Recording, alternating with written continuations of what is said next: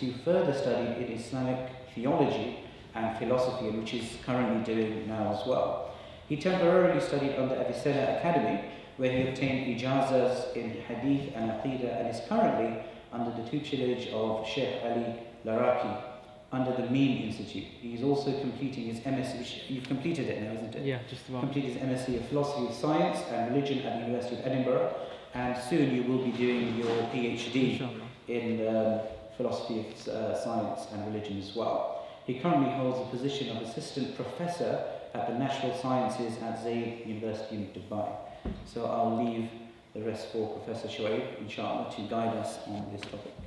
أعوذ بالله من الشيطان الرجيم بسم الله الرحمن الرحيم رب اشرح لي صدري ويسر لي أمري واحلل عقدة من لساني يفقهوا قولي. So first and foremost, thank you very much for coming down for this event. The premise of this event is, I think, relatively straightforward, right? As a growing Muslim collective, as we get pressured more and more in terms of intellectual attacks, be it from science or be it from atheism, I think there's a growing concern about some of the methods in which Muslim apologetics have utilized to try and claim how Islam is the true religion. One of the many tactics that has been employed is this movement that has started off known as the scientific miracles in the Qur'an movement. And the purpose of this particular talk is to try and evaluate this and see how tenable it is, at least in terms of creating a discourse from the Islamic angle. The overview of today's presentation is pretty much divided into these 3 points. I just want to try and highlight first what exactly is the nature of science, how does science operate, right?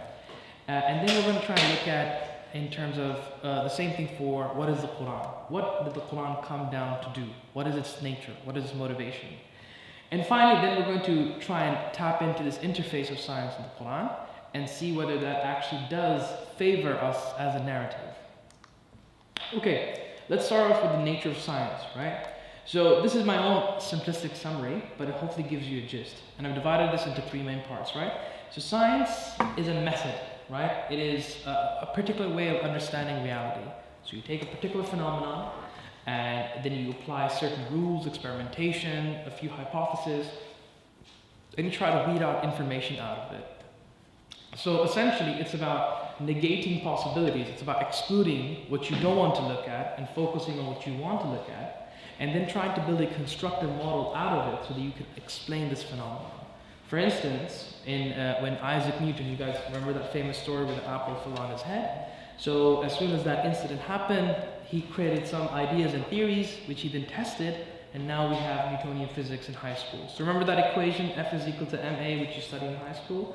So that is a way of how we devise models, trying to explain natural phenomena, right? And the way we do that, comes in many different forms. People can do it through experimentation, through modeling, through diagrams. Science is a very broad field, so we don't need to get into technicalities, but there are many ways to come up with and design these models. So, and then secondly, science is operationally quite progressive and revisional.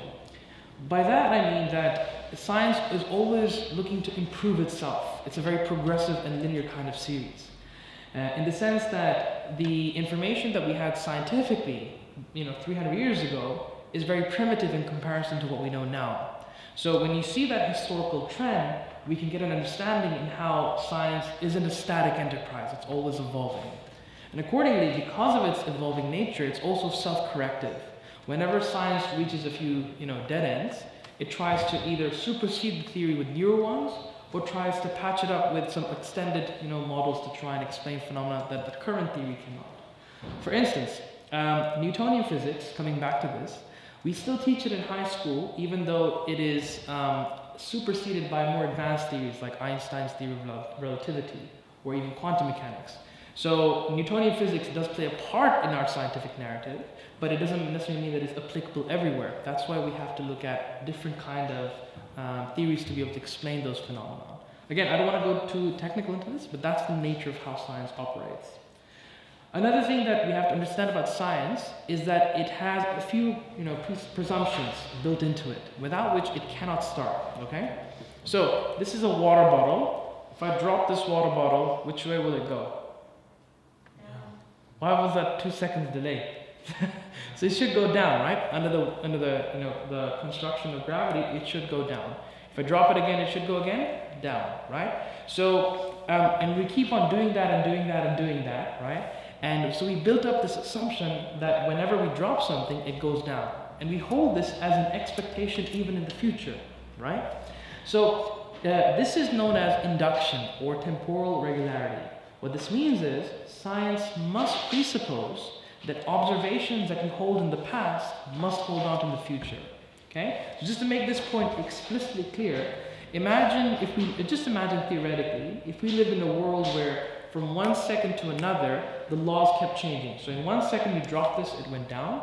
In another second it went up. In another second it went left. Would you be able to construct a scientific model out of it? No, right? So science works on certain presumptions. One of them is regularity, temporal regularity.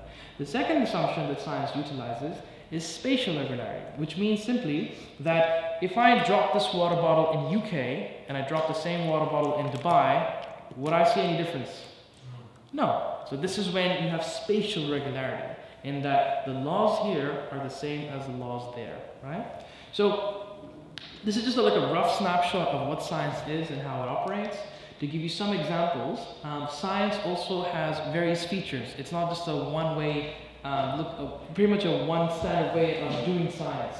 In science, you falsify hypotheses. So if somebody constructs a theory, people try and falsify it to see whether it is actually true or not.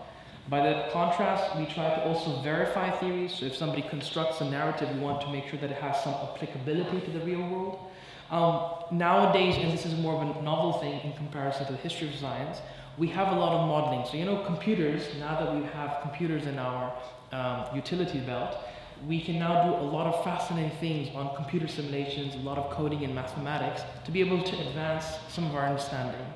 We also have parametric analysis, which is simply this idea that if you have a lot of variables in what you're trying to understand, you fix all the variables and then you try and alternate one of them by adding different values and see how things change. Finally, science also works on accidental findings. If you look at the history of science, some of our most intense discoveries were based on accidents. So this is just a quick trivia question. So what's the name of the medicine that allows us to make antibiotics? Anybody idea? Anybody have an idea? Sheikh Usman, you're the biologist. Any idea? Starts with P, very famous. Penicillin. That was made accidentally. So somebody noticed, if you go to the history, so the scientist who was responsible, I forgot the name now, but he noticed a few samples were not developing the bacteria that was supposed to grow outside of the test tube, and then he did some experiments and found that there's a particular compound called penicillin that we can use to actually attack various viruses and bacteria, right? So that was an accidental finding, and that is one out of several other findings that you can get. So science is not linear; it's messy. You can do and find meaning through a lot of different things. Okay, so that's the nature of science. Now let's look at the nature of the Qur'an, right? The Qur'an, at least when it came down, okay, was primarily always understood as a book that delivered three main things. And these are the three main things that it's supposed to highlight. One, it gives you a sense of what is your obligation, what are your ethical and moral conducts. That's the first thing. So if you look at the Qur'an and the Hadith, the Prophet ﷺ came to deliver you the best of character. So that means that we have to emulate a certain way of conducting ourselves with our own nafs and with the people around us and with the environment around us, right? So we have the whole Sharia in place for that very purpose, right? The second aspect of the Quran was to deliver something we call metaphysics, or in Islamic studies, aqidah. This is basically a list of doctrine which you are supposed to believe. And this doctrine is what pretty much defines us as being Muslim in contrast to being non-Muslim, right? So, and this doesn't mean we can't have disagreements. Of course, we have disagreements with other religious faiths, but that doesn't need to convert into social disagreement, right, on the ground. It is an intellectual disagreement. For instance, in Islam, we believe that there is one God, right? In Christianity, they do believe in one God, but it's sort of divided up into the Trinity aspect, which we fundamentally disagree on. So that is one of the dividing lines between Islam and Christianity. Finally, a third component of the Quran is meant to give you a spiritual component, right? In addition to being physical beings, we also have an innate spiritual aspect to us. And there's a reason why when we, go in the end of times, on the judgment day, it is why our deeds are weighed, not counted. Because it is the ihsaniyat, the intention behind them, depending on your spiritual status, that those deeds will weigh heavily for you on the day of judgment. So these three things have always been understood as the primary features of the Qur'an, right? Now, just to put this more into context, so there's that very famous hadith in which the Prophet ﷺ, he was approached by Angel Gabriel, right? And it's a very famous hadith in which Angel Gabriel asked the Prophet ﷺ, these big questions. What is Islam? What is Iman? What is Ihsan? Right? And if you think about it, very crudely at least, that all the principles of Islam, so the Shahada, Salah, Ramadan, etc., all of those are to do with the body, submission of your body. When you think of Iman, then the Prophet ﷺ mentioned, God, angels, books, beliefs, etc. So that is to do with what you need to know mentally. Submission of the mind. And finally, ihsan is basically this idea that the Prophet ﷺ said that you pray as if you see Allah, and if you don't, know that He sees you. So this is to do with your spirit, that spiritual reality that exists inside of you.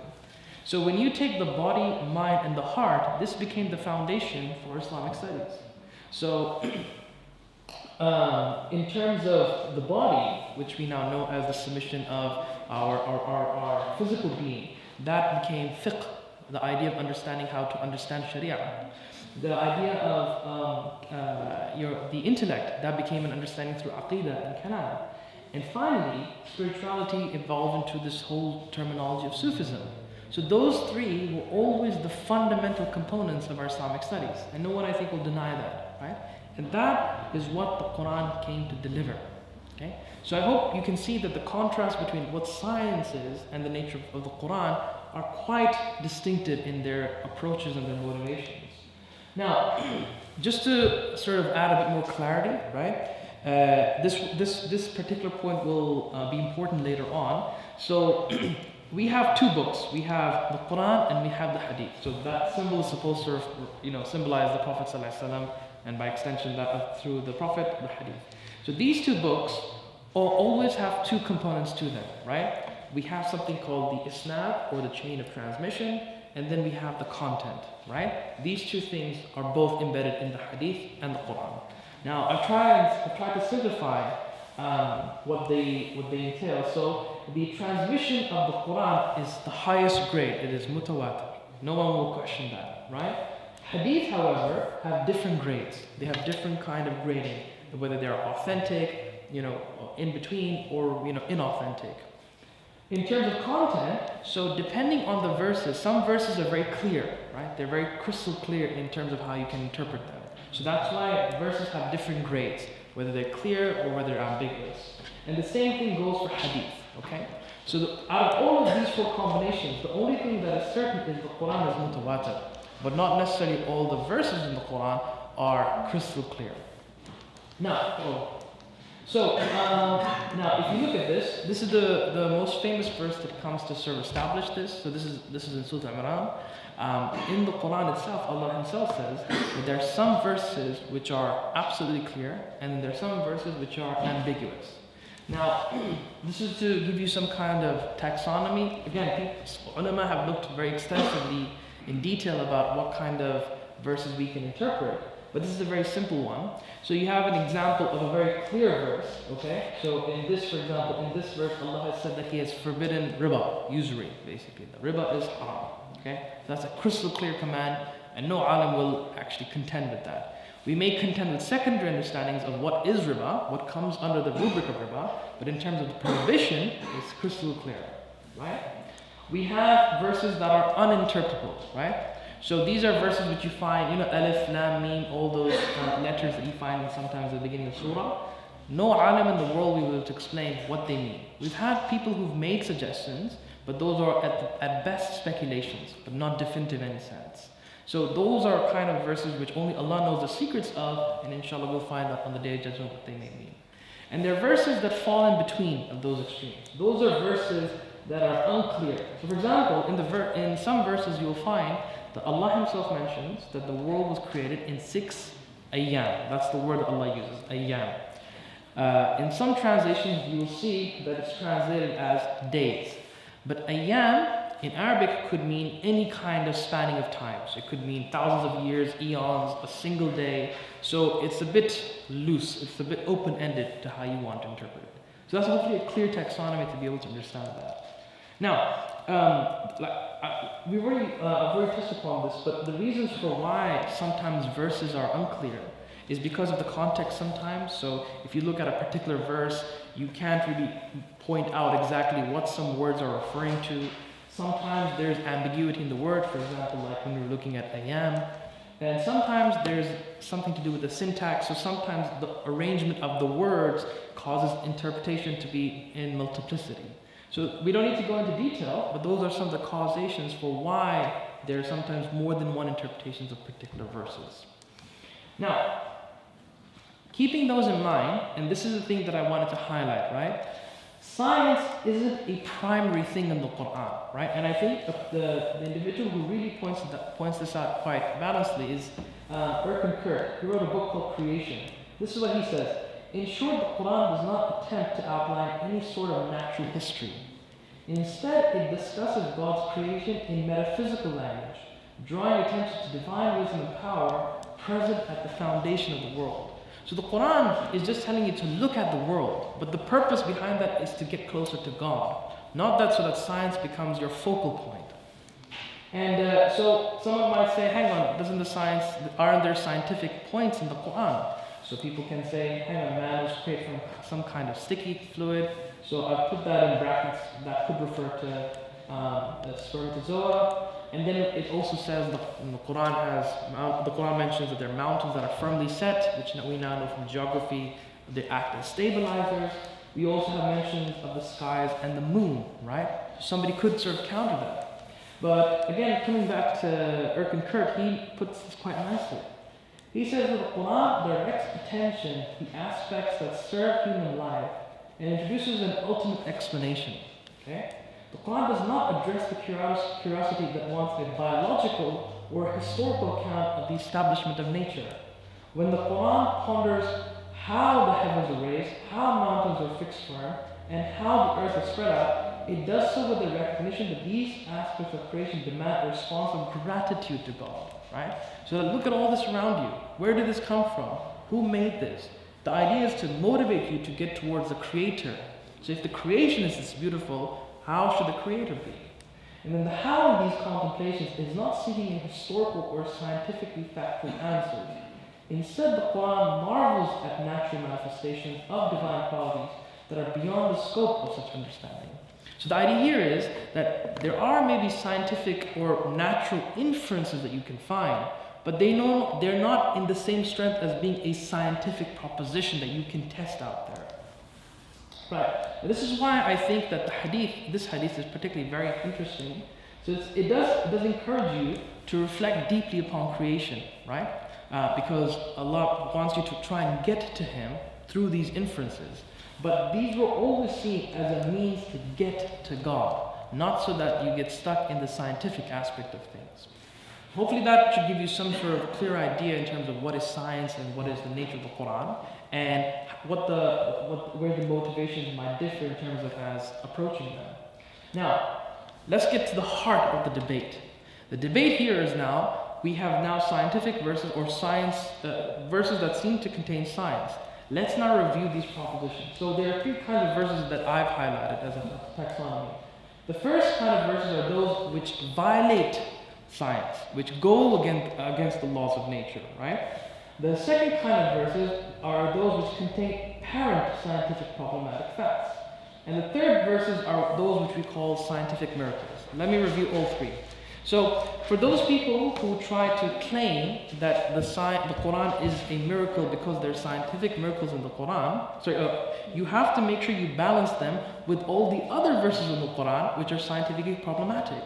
For instance, the Quran says that the moon split in half. The moon split in half. Scientifically, we don't have any evidence for that. The Quran says that Maryam as-salam had a child, but without intimacy with a man. You tell that to a scientist today, they won't accept that, right? The Quran says that Ibrahim alayhi salam, when he was thrown into fire, assuming without any protection, he wasn't burnt. The fire wasn't hot. It didn't allow him to burn up. So when you're saying that, look at all these scientifically friendly quotations, what about these verses in which they violate scientific laws? Now from a theological angle, these are not problematic. We believe that Allah can create fire in which doesn't burn. We believe that Allah can do those things in which He can create a child without intimacy. That's not a problem from a theological perspective, from an Islamic perspective. My point is, however, that if you want to be pro-science in the Quran, then be consistent and then talk about these problematic verses in the Quran as well, that are scientifically problematic. Let's look at the next angle. So some atheists or critics of the Quran, they then say, oh look, your book makes claims, scientific claims which are inauthentic, which are incorrect, right? So here are a few examples. So I found this from a website which is like very anti-Islam. It's like an Islamophobic website.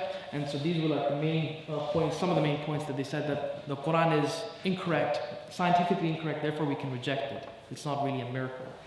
Now, one difficulty that they found was that the Quran says sab'a samawat, so 7 heavens, and we know that there's only like 1 sky. So this is factually incorrect, right? So if you study basic tafsir a little bit, so we know that the sab'a samawat doesn't literally mean that 7 skies in this world. We mean that there are also 7 metaphysical skies, so beyond physical realm, right? So this is one way of sort of escaping that criticism. There's another verse in Surah Al-Kahf, which you read every Friday. So there's an incident where Dhul Qarnayn, he goes towards the east, he goes towards the west, and there's one particular verse in which the expression is that the sun is literally setting inside this black pool, muddy-ish kind of sort of sea-like thing. So some people took that literally and they say, aha, you see, they say that the sun is literally going into the earth. What kind of book is this? When even in English language, when we say the sun is setting, we don't literally mean that the sun is going into the earth. It's a figure of speech. So if they can cater for that in English, why can't they cater for that in the Arabic, right? Another criticism that was made is that everything was made in 6 days. So this is a common objection that they throw against both the Quran and also the Bible. This is also an objection against the Bible. We now know scientifically that the universe is about 14 something billion years old, and Earth was created about 4.5 billion years ago, right? So if you have that scientific information, this is problematic. But again, it depends on how you translate the word for days. Again, it's ayyam. Ayyam can mean any kind of span of time. So what I'm trying to say is that when you go deeper, when we have criticisms given to us that your book is scientifically problematic, we can dodge those criticisms by saying, hang on, either it's a figure of speech, like we did in case number 2, or you don't know the Arabic, which can have different kinds of interpretations. Now let's look at verses which are claimed as scientific miracles in the Quran, okay? By the way, there are hundreds. There are absolutely hundreds of these. I've just chosen the most common one to give you some idea in what kind of objections can be raised. Again, and I want to make sure this is crystal clear, I am not attacking Islam, I am not promoting atheism, I am just saying that as Muslims, if we want to engage intellectually today, we have to stop relying on weak claims and evidences. This, for me, is a very weak narrative. That is why we've had this conversation in the first place. So, keeping that in mind, so there's a verse in the Quran which indicates that the moon reflects light. So you know how we have the sun, it's luminous, it gives off its own light. But now we know scientifically that the moon itself, however, doesn't have its own light. It's reflected off. So the sunlight goes onto the moon and reflects that sunlight. Now, some people say, this is in the Quran, this was revealed 1400 years ago. How can the Prophet ﷺ know this, right? It makes it a miraculous claim. Now, let's rewind the tape a little bit, okay? So, think about it from an objective point of view. If you have a civilization, right, or a religion that originated 1400 years ago, and there are some claims being made in the book, right? Now, if the claims in those books are definitive, and those claims were not made before that civilization, before, so there were nobody else who mentioned that claim, then you could sort of point out, hang on, this is quite interesting. How did the Prophet ﷺ know that? But if we can point to previous civilizations who possibly had that knowledge,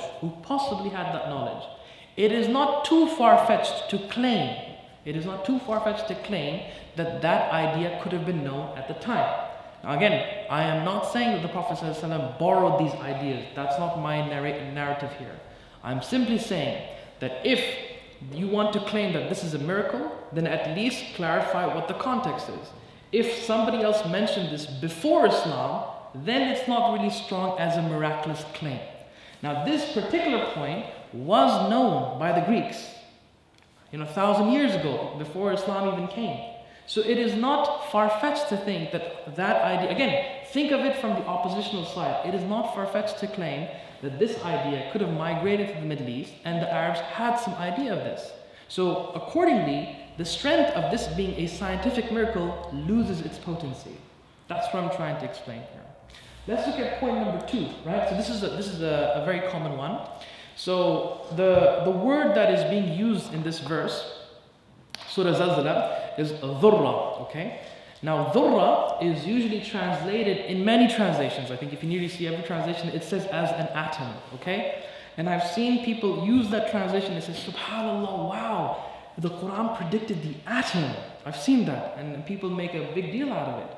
However, again, and this comes back down to the Arabic. If you go to the original understanding of the word dhurra was used to, at that time at least, it was referred to a seed that was very prevalent at the time. And this was the smallest thing that they could conceive of, that they physically had an idea of, okay? Now come the 21st century, of course, we have things which are much smaller than a seed. The deepest that we can probe is to the atomic level. Now, if, let's say, in a couple of hundred years' time, people, there's a new theory called string theory, where the fundamental particles are no longer atoms, it's these interesting virtual strings.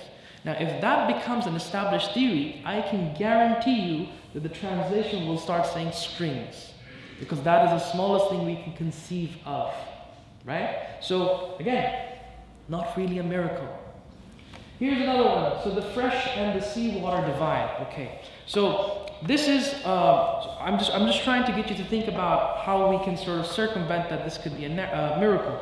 Now, during the time of the Prophet ﷺ, most of the Arabs were merchants. Okay. Now, the Middle East, just imagine, so this is the Middle East, and there were two big empires. So on the west side, you had the Roman Empire, and then you had the Persian Empire here. And they were at conflict with one another. Now, this allowed the Middle East to become an interesting hotspot for trade, because at the bottom, Yemen and Oman, they had trading routes. And those trading routes linked to Africa and to India, okay? Now, during those trading routes, at least from what we know today, you can see the dividing line of freshwater and seawater, which you see as clips on YouTube. That seems to be, that's what it's referring to apparently.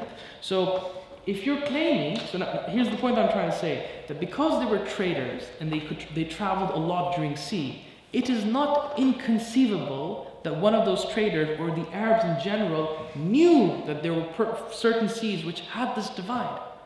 So if you can think of that possibility, this particular idea of this sentence being a miracle or this verse being a miracle, again, loses potency. I'm talking about ways in which we understand what exactly is a miracle. A miracle is something that is inconceivable, that could not have been possible at the time. These are possible explanations given the context of the Prophet ﷺ. Right? So at least for the first three, not really strong as miraculous claims. Now let's look at the final one. So these numerical miracles are quite interesting. I'm just going to show you one example. So this I took from an acquaintance of mine. So we have this group on Facebook called Islam, Science and Philosophy. A very interesting bunch.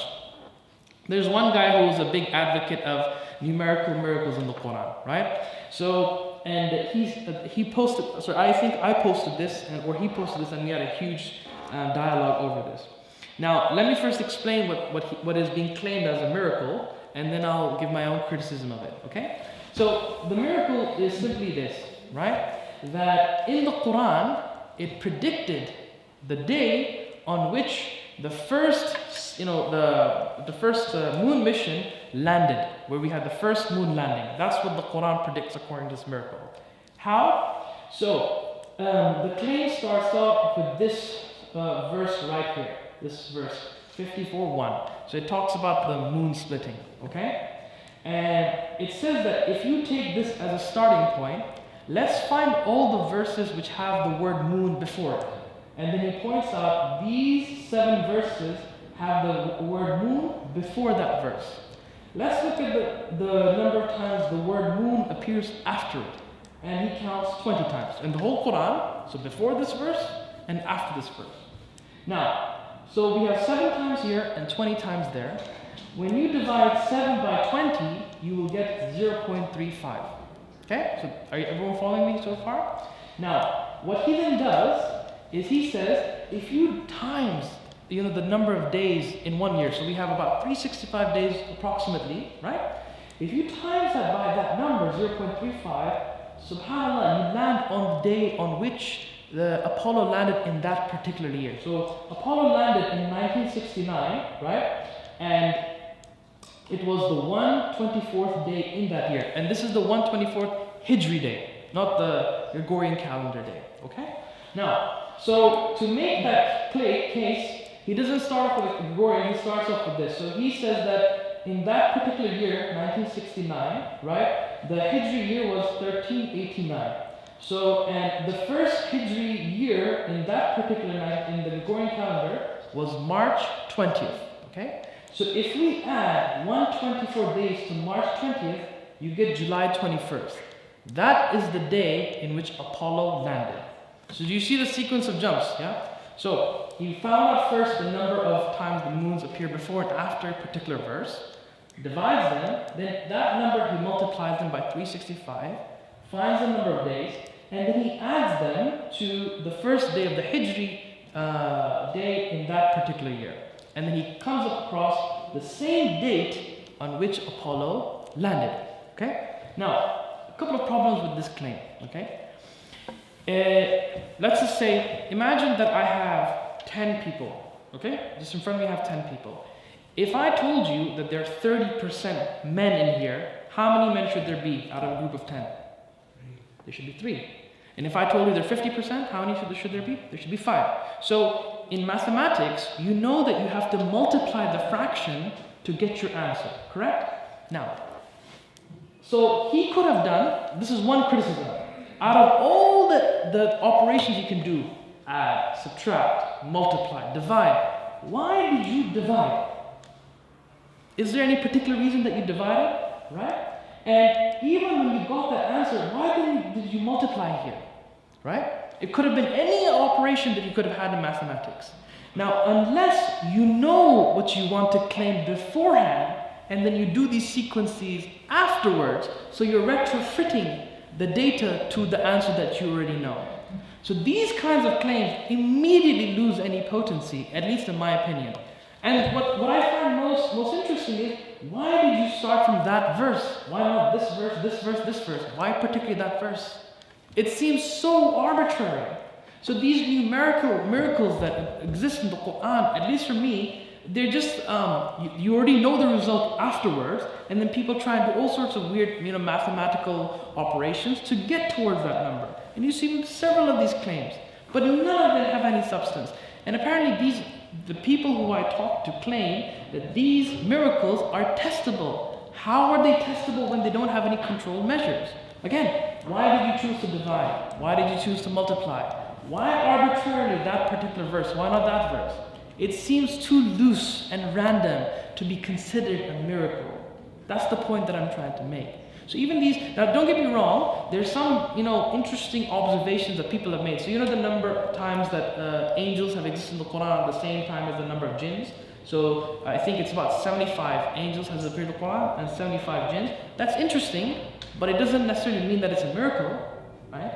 A miracle means something very specific, something that is inconceivable at the given time. This is really quite just a numbers game. I could claim this from any Harry Potter book if I wanted to, right? So I hope that gives you some idea. So this is me just sort of concluding now, that when it comes to looking at scientific miracles in the Quran, we first have to understand that science and Quran have very different functions, okay? Their motivations are different, their purposes are quite different. When we want to say that there are scientific miracles in the Quran, we have to be very cautious with this event. Miracle means something very particular. As we saw very briefly here, that none of these actually stand up to the idea of a miracle, right? So when we make broad claims, make sure we think them through. Now, what exactly is the miracle in the Quran? It is not the science. What is the evidential basis for the Quran is the literary aspect of the Quran. The reason why nobody at the time of the Prophet ﷺ was able to criticize the Quran, because they could not match with its Arabic, its literary prose. And that's what makes it distinct from any kind of miracle. Unfortunately, and this is my personal now observation, I feel that because generally the Arabic language has declined across the Muslim world, we try to resort to all sorts of secondary tactics to try and claim that the Quran is a miraculous thing. But unfortunately, those lose a lot of edge when you see the weaknesses in some of those narratives. And that's why I think we need to make sure we understand that what substantiates the Quran as a miracle is its Arabic. Everything else is secondary or irrelevant in terms of it being substantiated as such. So that's it for my presentation. Barakallahu feekum for listening to me.